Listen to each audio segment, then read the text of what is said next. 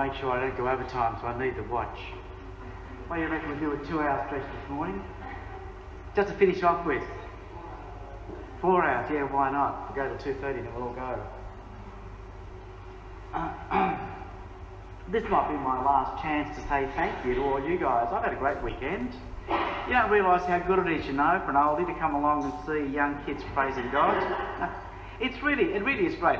Weekend ago I spent a Saturday night with young kids in Sydney, and here I am with all you kids, and it really does us a lot of good.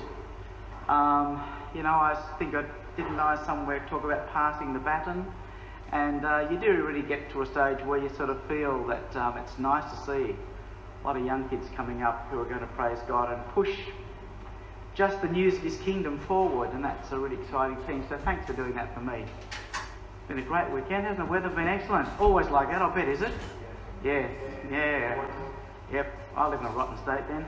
You can never tell what's happening at home, but the fact is it's been wonderful here, so it's just been great. I want to talk to you this morning about Job, and I guess by the time we've been through this character, you'll probably see that there's a sort of another sub-theme running through all of the talks I've given you this weekend. I think it's not only people who came face to face with God, but Job did, and just wonderfully. By the time we finish talking about Job, you're going to start to find I've been talking about loners for the whole weekend, I think. Elijah blew in from the desert, stood by himself, stood in front of kings. But it was just Elijah and his God. No matter where he went, when he met the woman who he was going to help to fill up the jar of oil, she called the God Elijah's God. And she said, what would Elijah's God do? Because it was just the pair of them, just Elijah and his God. And John the Baptist was the same. It was just him. And bit by bit, when you start to look through the whole of the Bible, at the most intimate times of people's lives, they're alone, and they're alone just with their God. And it's just sort of them and their God against the world. And that's what it's like with Job. Job ends up to be exactly that sort of person. Job's a wonderful book. If there's a book in the Old Testament, I reckon that can change your life, it's the book of Job. And you know what I recommend? We can't read it all. I want to read a fair bit of it this morning, actually. I'm not going to go on too long, don't worry. You're probably thinking, blimey, there's 42 chapters. The fact is that I do want to read a fair bit of it and just look at the story of Job. But I want to also say to you that it is just the most wonderful book that covers the dilemmas that human beings face whenever they look at suffering in any of its form, but whenever you think that you're supposed to be representing Jesus Christ to the people around you. And it's just the most wonderful book, and I'm going to give you a quick suggestion. If you do decide to read it at one sitting, yes, 42 chapters at one hit, come on, you could do it in, I don't know, 40 minutes? No, a bit longer. Whatever, you could do it. I'd suggest you take a very easy English reading version of the Bible. I wouldn't go with the NIV. Any of you got the Good News versions hanging around at home somewhere? Very easy reading, not great for a Bible study, but good for just a broad reading to get a feeling of what's going on. Just sit down with the Good News version, just read it, beginning to end. It's the most wonderful book. It's a book that's got so many levels of meaning in it that I wouldn't for 1 minute suggest that I've got to all of them. But I just think it's the most wonderful book. It starts off with a person, Job, who we don't even know where he fits in. He's certainly not an Israelite. He doesn't fit into the line of Abraham. We don't know where he comes from.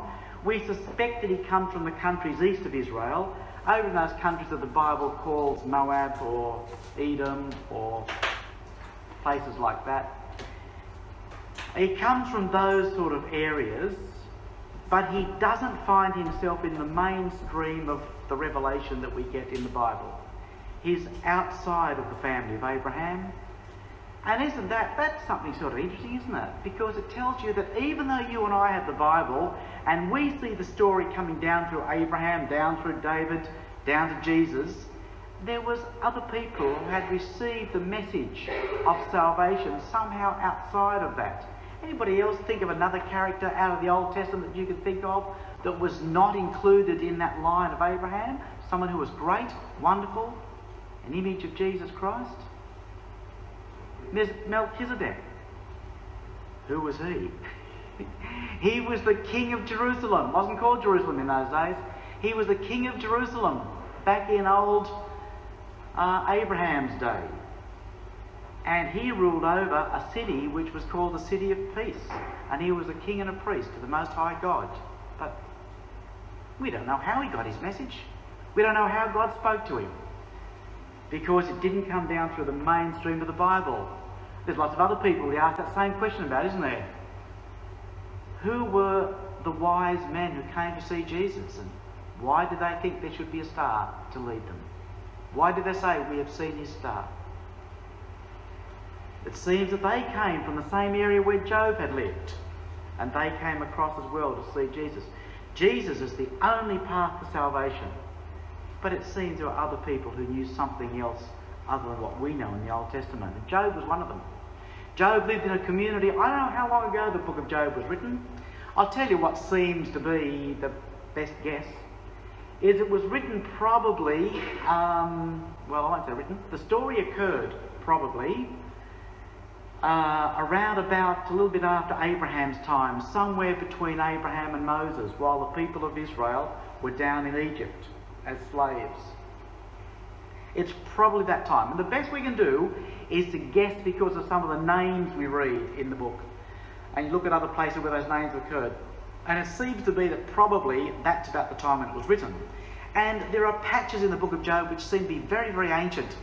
Just some phrases that seem to be very old Hebrew. And even the Hebrews today can't translate it because they've forgotten what those words mean. So it seems to be very, very old. But it's most likely that the book was, first of all, passed down by mouth. That the story of Job occurred and it was passed on generation after generation. People told the story. I'm guessing this, but that's the way the evidence seems to line up. A bit like the Aboriginals, eh? And the Aboriginals used to pass down their stories of antiquity, just generation to generation, passing the stories down. Until we get to the period later in Israel's history, probably about the time of King Hezekiah. And at that time, the story of Job is written as we get it now. It's a true story, it's about a real guy, but probably it was written about then, because there are some literary characteristics in it that seem to indicate that that's about the time it was written. Anybody tell me what it looks like when you read it? Does it look like a novel? Anybody know what it looks like? Looks like a play, exactly. It looks like a play. When you read it, it comes out in acts with speakers speaking their lines. It sort of has a prologue, a bit of a story for a couple of chapters. It has an epilogue at the end, a bit of a story for a chapter. But in the middle, there are just speeches. And it just goes this repetitive pattern of speeches. You basically get Job starting off and having his speech, and then it's followed by one of his friends, then Job has a speech, then one of his friends, then Job has a speech, then one of his friends, and that pattern is repeated 3 times. The fact that it could very well have been written as a play and a morality play has got nothing to do with the fact that it's a true story. It really happened. But it's been probably put down to a poetic form. What part of the Bible does it occur in? The poetry bits. It's in the poetry. Didn't we have the question last night? Which are the poetry books? Yes. The fact is that it's right in there with the Proverbs, the Psalms, Song of Solomon, Ecclesiastes, all of the poetry of the Bible. And it's there because it is poetry. In fact, if you have a Bible that writes its poetry with little spaces in between all the lines, you'll probably see the majority of the book of Job is written like that. You know, it's very, very difficult to tell Hebrew poetry. Hebrew poetry is very different to English poetry, and therefore when you read it, it's very, very difficult to tell it's poetry. But the fact is that when you hold your Bible up, if you've got an NIV or something, you're likely to find there are lots of gaps between the lines, and the lines only half finished and then start again. And that's the best way of telling that you're reading Hebrew poetry, because probably you or I are not much of an expert on Hebrew poetry. Okay, so basically what you've got then is this story, which is a poem or a play. And it's written for people to read and see what happens. I'm going to tell you a little bit about what happens. And then I want to go through, sort of in some more detail. There's this guy called Job. And at some stage he lives on the face of the earth. And he is a great man who loves God and turns his back on evil. And he spent his whole life worshipping God. In fact, he so loves God that he spends all his time worrying about whether his kids do too. And whenever his kids have a party, he runs home and offers a sacrifice and says to God, please look after my kids just in case they said something wrong last night. And he spends all his life praising and worshipping God, but not only looking after his kids, he looks after all the young people around him as well. You soon find when you start to read through the story that he's been giving advice to lots of other people all his life. And one day, I'll give you my interpretation. We'll have a look at the words in a minute. The church comes together. The church get together and in prayer they talk to God. And one of the members of the church talks to God, and God says to this member, what have you been doing? He says, I've just been roaming around having a look. And God says, have you noticed Job? What a wonderful example he is. How he's perfect. How he turns his back on everything evil. And he loves what's good. And this person says, yeah, I know that. But he only does it because he gets all the good things from you. Of course he's going to worship you because he's got a wonderful house. He's got great kids. 10 children. Which in those days was a blessing. Wouldn't be a plus today, I would have thought, but there you go. The fact is, he's got 10 kids, and they're all doing the right thing, and everything's going really well. He's got lots of money, he's got a lovely house he lives in. Everything's wonderful. And so this person says, of course, he's going to worship you. But if you took that away from him, if you made him miserable and alone and naked with no children, no money, no house, no nothing, I bet he'd turn his back on you and he'd curse you to your face. And so God says, okay, I'll test it. I'm going to let you, I'll give you my power to take away from Job everything that he has. So poor old Job sitting at home and someone comes in and says, oh, guess what? All your camels just dropped dead. And while that person was speaking, someone else came in and said, guess what? A band of raiders came over the hill and stole all your donkeys. And while he was speaking, another person came over the hill and said, guess what? Lightning came from heaven and killed all your sheep. And while he was speaking, somebody else came in and said, guess what? All your kids were in a house and a wind came and blew it down and squashed them all. And Job loses everything in what appears to us to be an instant in time. And he's lost everything. And then he makes, and we'll read this in a minute, the most wonderful statement.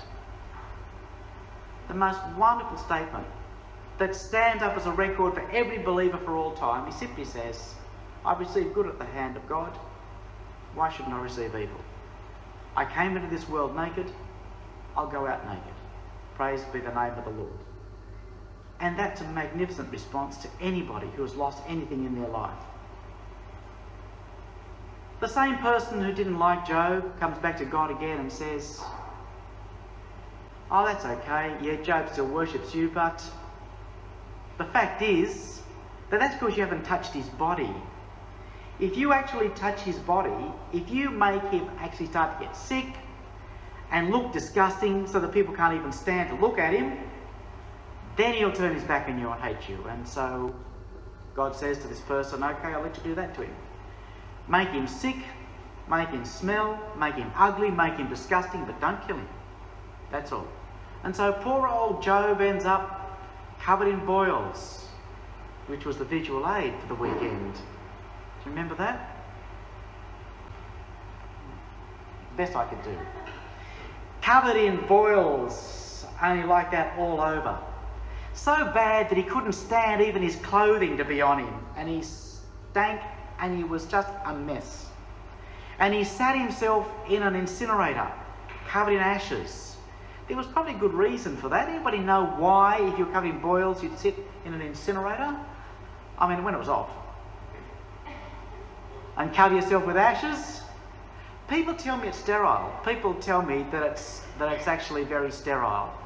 because it's actually been cooked and any bugs or whatever won't infect the wound. And if you cover yourself in ashes, you're actually covering yourself in a layer which is absolutely sterile.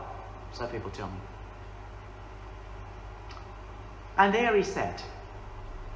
And then some friends heard about his plight. These were also very rich men. These were men who lived probably quite some distance away, but had known Job because I guess they were sort of, you could almost think of them like the elders who knew each other because they would get together and work out wise instructions for young people. And they came down and they sat around Job and they mourned with him for a long time, for 7 days. They sat and mourned with Job. And after that time, Job just couldn't shut up anymore.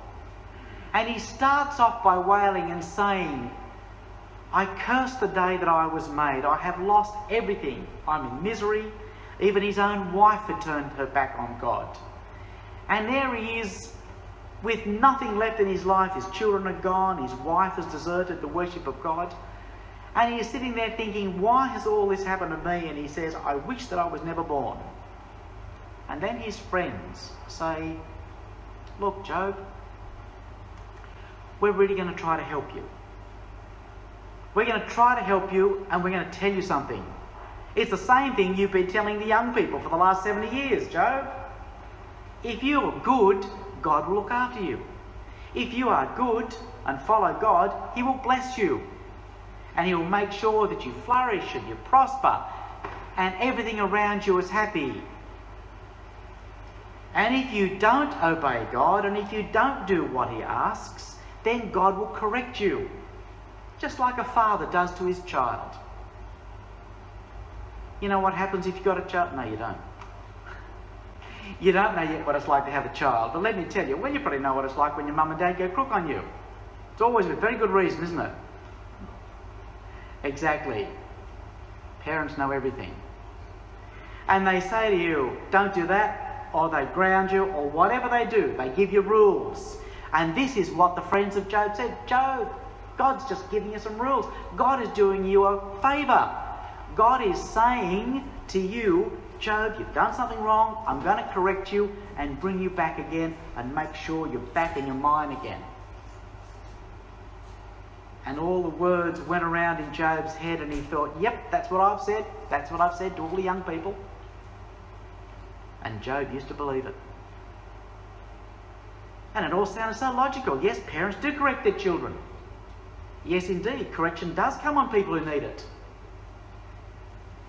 But the thing that stuck in Job's throat was he didn't need it. He hadn't done anything wrong. What? Hadn't done anything wrong? Of course he'd done things wrong. But he had prayed to God for forgiveness. He had not turned away in any degree that would have deserved this. And so Job makes his next speech. And he says, but I haven't done anything wrong. God is blaming me innocently. I haven't done anything wrong. And you see, all of them at this stage were pervaded with this idea that if you are good, God blesses you. And if you are bad, God curses you. And I want to show you somewhere during this morning that they had pretty good reason to interpret some passages of the Bible that way. But this is what I said to you on the first day. You have got to look at your experience. You've got to make sure that the way you understand God fits the experiences that you have. And here poor old Job was in a huge dilemma. He hadn't done anything wrong. He hadn't done anything wrong. And yet here was God stripping him of everything that he had, apparently punishing him. You and I know why, don't we? We know why it was all happening. We know why. There was this bad person in the meeting called Satan who needed some tests to make sure that Job really did love God. We know why it's happening. It had nothing to do with Job. Nothing to do with Job at all. Job was suffering for someone else. Job didn't know it, but he was working towards the conversion of Satan. And we'll talk about that word Satan in a minute. And poor old Job, speech after speech, laments the fact that he didn't understand why God was doing it. And his friends, speech after speech after speech, say, and they get worse and worse and worse. They really get angry at Job. And they say, Job, you've got to admit you were wrong. You've got to own up to the sin. I don't know what it is, but you must have done something terrible. Otherwise, God wouldn't have done this to you. And Job says, well, I haven't done anything wrong. And they say, don't lie, Job. It's got to be in there somewhere. And it goes on and on and on and on. Through another one, you get another person turns up. The whole play's only got 5 characters beside God. Do you know the book of Job contains the longest speech recorded by God in the Bible? There is more of the words of God. I think that's right. I don't include a prophet, like Ezekiel says, thus saith the Lord, and he gives out. But from the mouth of God, there are more speeches in the book of Job from the mouth of God than there are in any other book of the Bible. There are only 5 characters in the whole book. Job, his 3 friends, Eliphaz and Bildad and Zophar, and those 3 friends try to talk him around to believing he must have done something wrong. Then, after a while, up jumps a young man, one of the young people that they've been teaching. And he's been sitting there listening to all this. His name's Elihu. And he jumps up near the end of the book, about chapter 34 somewhere, and he says, I've been listening to you guys going on and on and on. None of you have been able to convict Job of what's wrong. And so Elihu has a go for 4 or 5 chapters. He'd be a really hard guy to live with, I reckon, Elihu. It takes him a chapter to explain why he starts talking. You've got a whole chapter devoted to why I'm going to talk now. And then he goes on and on and on and on, until eventually you get to chapter 37. Chapter 37 is a great chapter. I'm going to have a look at it in a minute. It's just, if ever there's a chapter about a visual aid, chapter 37 is about it. Fantastic. And then at the end of chapter 37, God just cannot stand it any longer. And he answers Job. This huge storm comes. Wish we had one behind us. We had this huge storm. And the clouds are rolling in and there's lightning and the sky turns leaden. And Elihu sees it coming and he says to Job, God's on his way. And then suddenly this huge storm comes over the top. And the Bible says there was a whirlwind and the voice of God speaks out of the whirlwind and speaks to Job. The whole book Job's been saying, I wish I could talk to God. I wish I could talk to God. I'd tell him I'm righteous. I'd tell him that I don't deserve all this stuff that's happening to me. If only I could speak to God. And then he gets his chance. And he says nothing. Because the power of God comes over him and speaks to him. And there he finds the message that finally satisfies him. I'm going to read you a bit of that message in a minute. And here's Job has lost everything. And there's this huge philosophical conflict going through their mind. Why is it that good people suffer? It's the same question you and I have been asking for thousands of years. It's the same questions the disciples asked Jesus. Who sinned, this man or his parents, that their child was born blind? It's the same question you and I would ask if our baby in our arms dies. It's the same question that everyone asks. Why is it that bad things happen to good people? And you know what God says? He starts telling Job all about ostriches and whether they step on their eggs or not. And you think, what's that got to do? What's that got to do with the question? I'm going to show you, I hope in a minute, it's got everything to do with the question. It's got everything to do with it. And you get to the very end, after God has spoken. And God says at the very end, and this is really worth remembering, he says to the 3 friends, you have not spoken rightly of me, as my servant Job has. Go and ask Job now to make sacrifice for you, and I will forgive you. Who? I will forgive you. The guys that were still rich. The guys that still had the full wallet. The guys that drove up in their Porsche.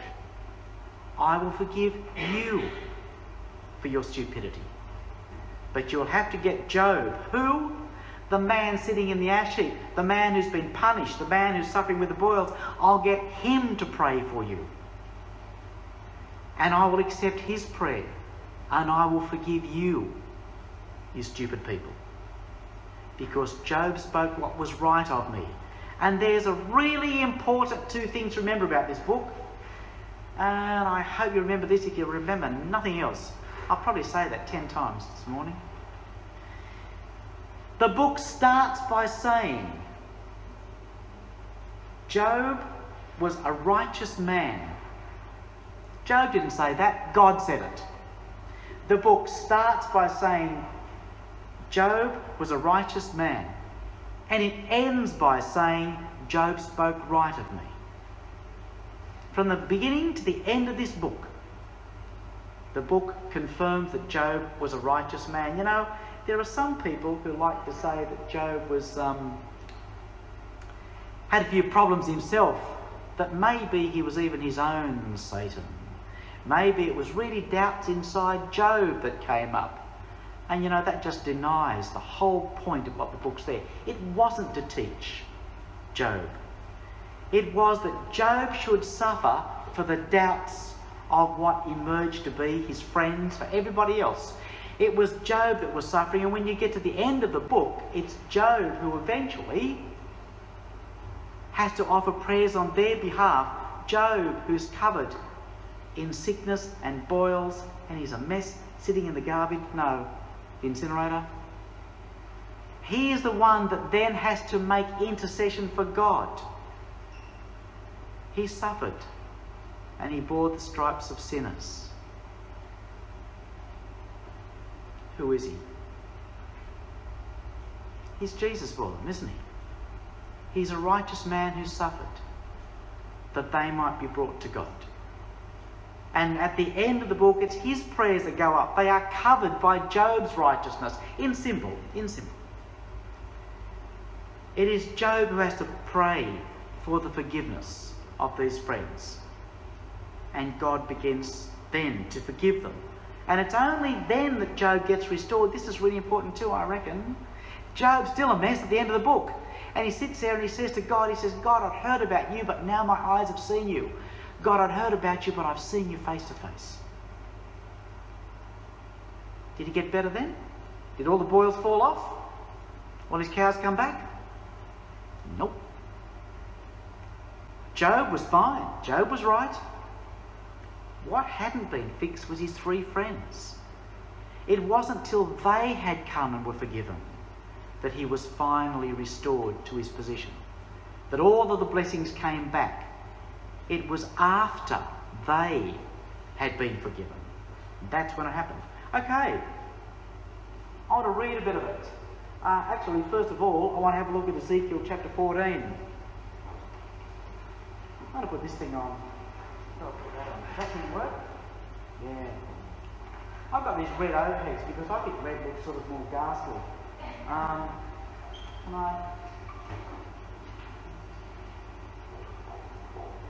That's funny, the top's in focus but the bottom isn't. It doesn't matter. That's just a good backdrop, that's all. That's how poor old Job felt. There he was in the middle with everybody looking down on him. And he said he'd become a spectacle for everybody. Everybody looked at him and laughed at what they saw. Have you ever thought to yourself, there are so many great people in the Bible, there are so many wonderful people in the Old Testament. Jesus is the ultimate symbol for all of us. Jesus was the only person who led a sinless life. But in the Old Testament, there's so many wonderful characters, isn't there? There's Abraham, Moses, David, Samuel, Daniel. Have you ever wondered, I wonder which one God reckons is the best? I wonder which one God would pick. Abraham was his friend. David, he spoke to heart to heart. I wonder which one God would pick. Well, I'm not going to try to answer that question. But I am going to give you one passage that tells us who God would pick to represent the most righteous person. And it's in Ezekiel 14. Verse 14. And I'll bet it's not the ones you would have picked. Because the people of Israel are so evil, God says to them, even if these three men, Noah, Daniel and Job, were in it, they could only save themselves by their righteousness, declares the Lord. Even, God says, if the three most righteous people I could think of were in amongst you, they wouldn't save you. You're so wicked. They would only save themselves by their righteousness. Now, I've got bad news for you about Daniel. I'm sorry about this. That's not the Daniel in the lion's den. You know, when it says Noah, Job and Daniel, it's not the lion's den Daniel. Sorry. We don't know who it is. We've lost that one in antiquity somewhere. It's spelt quite differently from the Daniel in the lion's den. So it's not him. So it brings us down to two, Noah and Job. Would you have picked those as being better than Abraham and Moses and David? And yet they're the symbols God's picked. If you want righteousness, that's the two I'll pick, he says. But there's something in common between them, I'll tell you now. God looked down, it says in Job chapter 1, and he looked through the whole earth. And on the whole earth there was none like Job. He was the most righteous man on earth. Who was the most righteous man on earth in Noah's day? Pretty obviously Noah. It's the only one that lasted, beside his kids. Yeah. They were both the most righteous person on the face of the earth. That's the way the book of Job starts. And I do want to just read you a couple of verses, because it's really important to see how the book starts. In the land of Uz there lived a man whose name was Job. The man was blameless and upright. He feared God and shunned evil. That's the way it starts. He was a righteous man. Do you know how you become righteous? Didn't say sinless. How to become righteous? Have faith and get forgiven. That's how you become righteous. It doesn't mean you've got to be good all the time. It means you've got to try. But it doesn't mean that you're sinless. It means if you come to God and fall down on the ground and say, forgive me, you're righteous. Because all your sins have been covered by Jesus Christ. And that's the definition of this man. He fell down in faith before his God every night and said, forgive me for anything I have done, and set his way to follow again. This man was the best man on earth. And that's the Job that starts the story. And as you go through the story, it says that Satan came up amongst those people. If you've got an NIV, it says the angels gathered before God, doesn't it? On the day the angels came to present themselves. That's rubbish. The NIV is great except for the places where I don't like it. It's not the translation, it's not what the Hebrew word says at all. It says the sons of God came to present themselves. Hey, who are the sons of God? You and I, aren't we? Aren't we the sons and daughters of God? That's what the Apostle John calls me. He says we are now the children of God. We are the sons of God. Everybody who's in a relationship with God are his sons and his daughters. Jesus is my brother. God is my father. How more could I make out that I'm his son and you're his daughter? We are the sons and daughters of God. It is the believers. That's the ones who came, and amongst them came Satan. What the mess the world's made of Satan. You know why it's a mess? Because the stupid people didn't translate the word. It's just a Hebrew word like everything else, and they left one Hebrew word untranslated. It just means an enemy. That's what it means. It's used heaps before the book of Job. It's used all through Chronicles. But it never gets called Satan. It always gets called an enemy. The Philistines said that David is our enemy. They actually said David is our Satan. But the fact is, the Bible translates it, well, the translators translate it, as enemy. But they get to Job and they go, oh no, we don't translate it. Let's make it look mysterious. Let's make it look like some beastie. It's just the enemy. In amongst the church, they all came to pray to God. In amongst an enemy of Job came. And he said to God that Job, he's only nice to you because of all the good things. And so all these terrible things happened to Job. All these terrible things happened to him. And then finally he says in verse 21, naked I came from my mother's womb, and naked I will depart. The Lord gave and the Lord has taken away. Praise be the name of the Lord. And then after that, he got all the boils and everything, and his body fell to bits. And he still praised God. And then after that, I'm going to read chapter 2, verse 11, because I'm going to say a little bit about his three friends. When Job's three friends, Eliphaz, the Temanite, Bildad the Shuhite, and Zophar the Naamathite, heard about all the troubles that had come upon him, they set out from their homes and met together by agreement to go and sympathise with him and comfort him.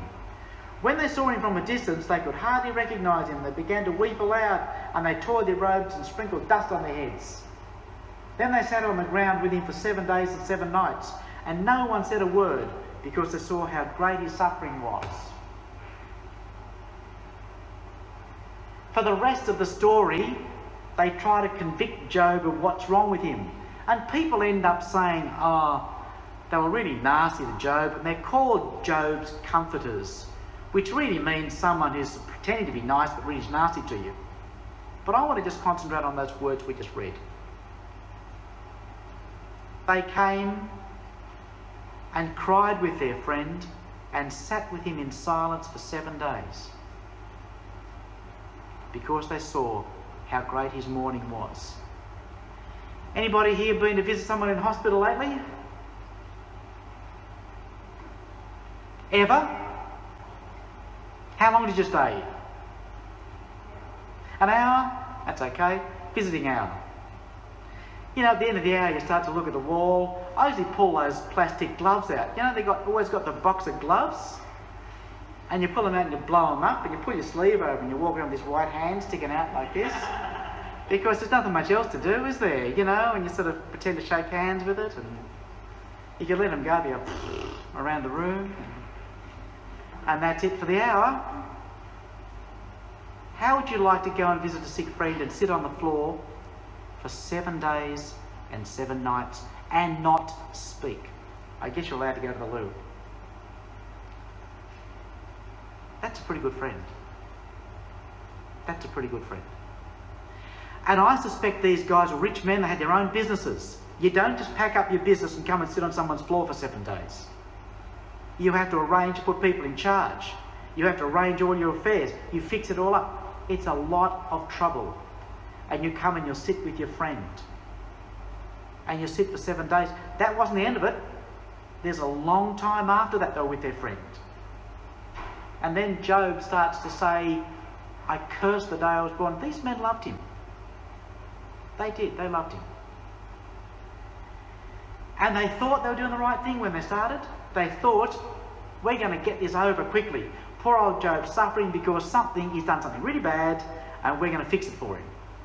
And so they did the best thing they could think of. They started giving him advice. Look, Job, this is the way to fix it. Every husband ought to remember that.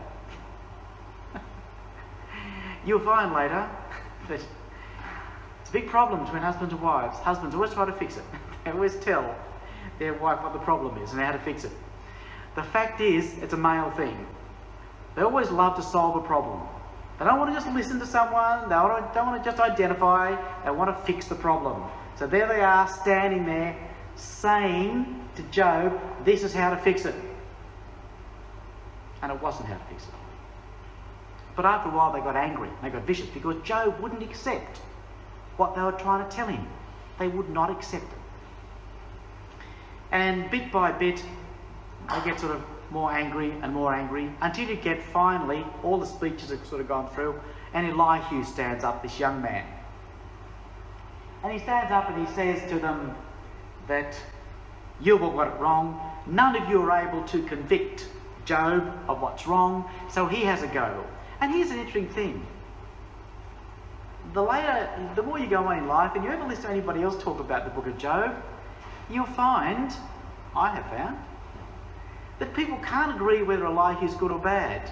You'll find some people reckon Elihu's really good and what he's saying is right, and other people reckon he's really bad and what he's saying is just as bad as the three friends. It's weird. And there's all these Bible students getting up there, and there's 5 or 4 chapters of the Bible they can't tell whether it's the words of Satan or the words of God. It's really interesting. I reckon he's a baddie. Okay, So Elihu stands up there. He basically says the same thing. He says, who's this like Job, who drinks up scorning like water? Job who won't recognise all the evil that he's done. And then you get to chapter 37. I want to read a little bit of chapter 37. It's a great visual aid. Speaking of visual aids. You get to chapter 37. And I want to just read a few verses, and I want you to try to visualise this. They're sitting on the ground.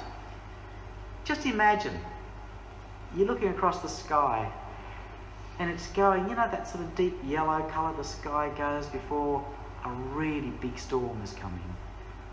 And Elihu says the sky looks like it's poured out lead. It's almost shining with the coming of the storm. Verse 1. At this my heart pounds and leaps from its place. Listen. Listen to the roar of his voice, to the rumbling that comes from his mouth. He unleashes his lightning between the whole heaven and sends it to the ends of the earth. And that comes the sound of his roar. He thunders with his majestic voice. When his voice resounds, he holds nothing back. God's voice thunders in marvellous ways. And he goes on to talk about the coming storm behind him. And all the way through, he refers to the power of God, but also this storm that's coming. Verse 19. Tell us what we should say to him. We cannot draw up our case because of our darkness. Should he be told that I want to speak? Would any man ask to be swallowed up? Now no one looks at the sun, bright as it is in the skies after the wind has swept them clean. Out of the north he comes in golden splendour. God comes in awesome majesty. The Almighty beyond our reach and exalted in power. In his justice and great righteousness he does not oppress, therefore men revere him. For does not he regard all who are wise in heart? And there's this image of this storm coming, and then in chapter 38 that we read, suddenly out of this wind, out of this huge storm, the voice of God says, who is this that speaks words without wisdom? And this is what he answers to Job. Who is this that darkens my counsel with words without knowledge? Brace yourself like a man, and I will question you, and I'll make sure that you answer me. What's God get against Job? What's God's problem with Job? Job was righteous. Job was suffering for Satan. Wasn't Job's fault. Job hadn't done anything wrong. But God was getting a bit cross. And the reason he was getting cross was that Job was maintaining his righteousness but not standing up for God's. Job was saying, God, I'm righteous. If only I could talk to you, I could convince you of that. God, you're always on my back. You're always picking on me. Give me a break.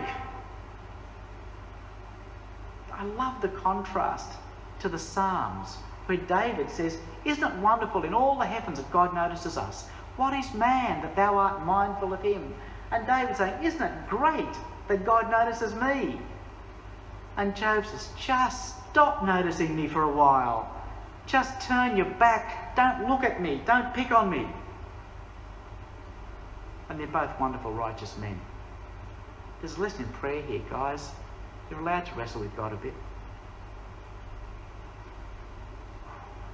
And God says to Job, I am in charge of everything. How dare you ever question my righteousness? You may not know what's going on, Job, but I am in control, and my righteousness comes first. And that was the only thing that God felt that Job had done wrong. I think we're up to Elihu, aren't we? Past Elihu. Here's Elihu, an impressive young man, standing up and telling them all what they already know.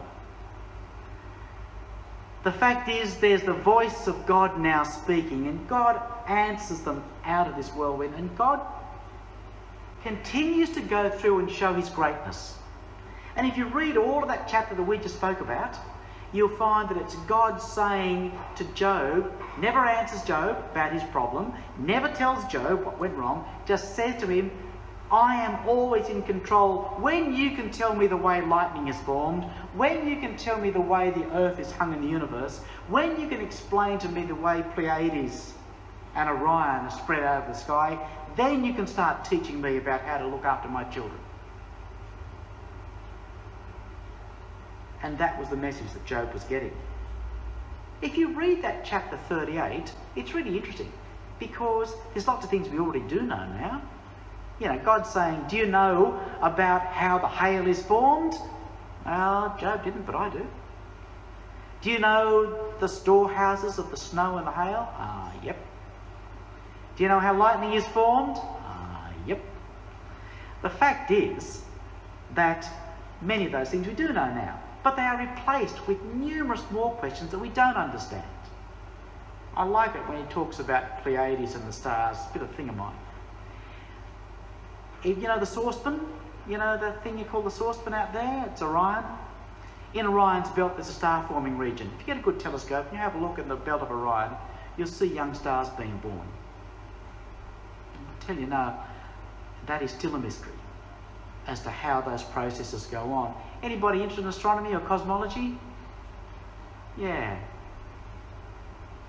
You know, that I can imagine God was writing this now.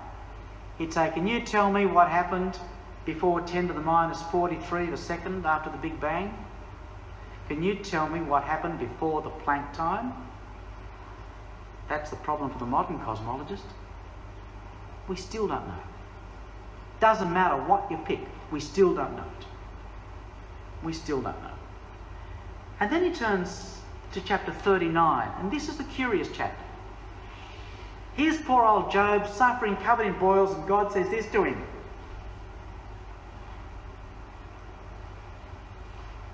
Do you know when the mountain goats give birth? That's verse 1. Verse 5. Who let the wild donkeys go? Verse 9. Will the wild ox consent to serve you?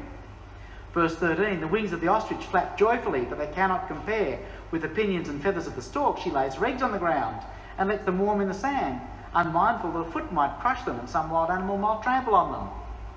I mean, who cares? When you're sitting there in ashes on the ground and you've lost your family. But Job does care, and I'll tell you why. If you read that chapter, every single one of those animals God picks on, there's something wrong with them. He says, Job, if you were a farmer, where do you bring your goats to have their babies, to have their kids? Where do people bring their sheep if it's lambing season? They'll bring them out of the paddock close to the house. They'll make sure there are groves of trees around as wind breaks. They'll make sure there's plenty of grass. Right? Do you know where the wild goats have theirs?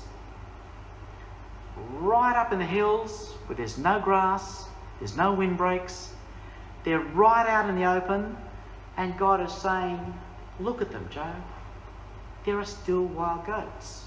I've done it exactly the wrong way that you think, and they still work. Look at ostriches.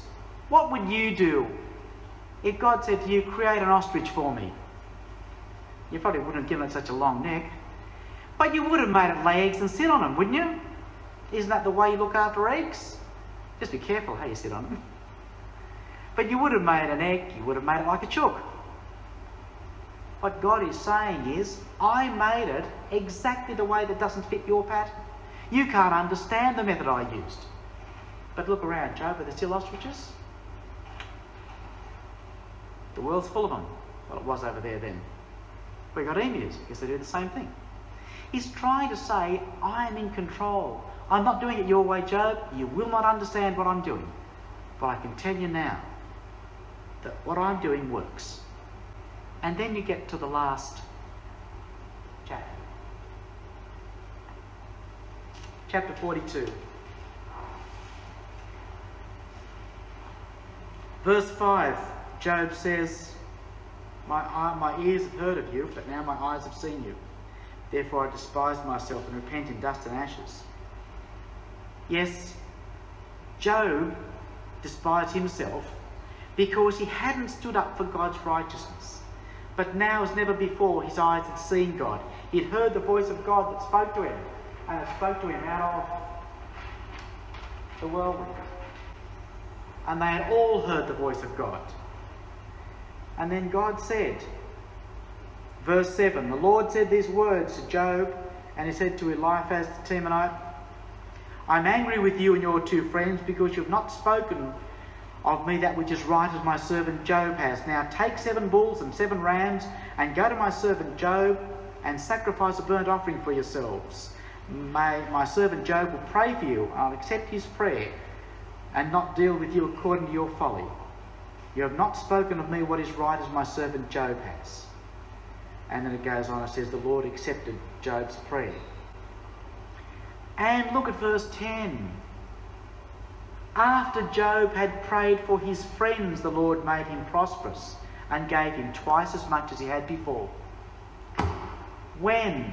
After he had prayed for his friends.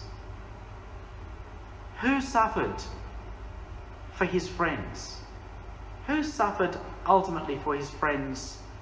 And it's after he's prayed and made intercession for his friends that he was taken to the right hand of God and restored. That was Jesus Christ. You know, Job is a little symbol in the Old Testament of Jesus Christ. He's a righteous man who through no fault of his own suffered that he might bring Satan to understand God. Who's Satan? Moi. It's all of you. Who here was an enemy of God? All of us, before we knew. All of us, before we believed. All of us, before we give ourselves to Christ. And Job suffered for the enemy. And he brought them to God, and through his prayer they were forgiven. And that's the intercession that Jesus Christ makes for us. I don't want to say any more about Job now. I'm exhausted. But you could go forever. It's a wonderful book. Will you promise me you're going to go home and read it? Be careful. Never make a promise that you don't want to keep.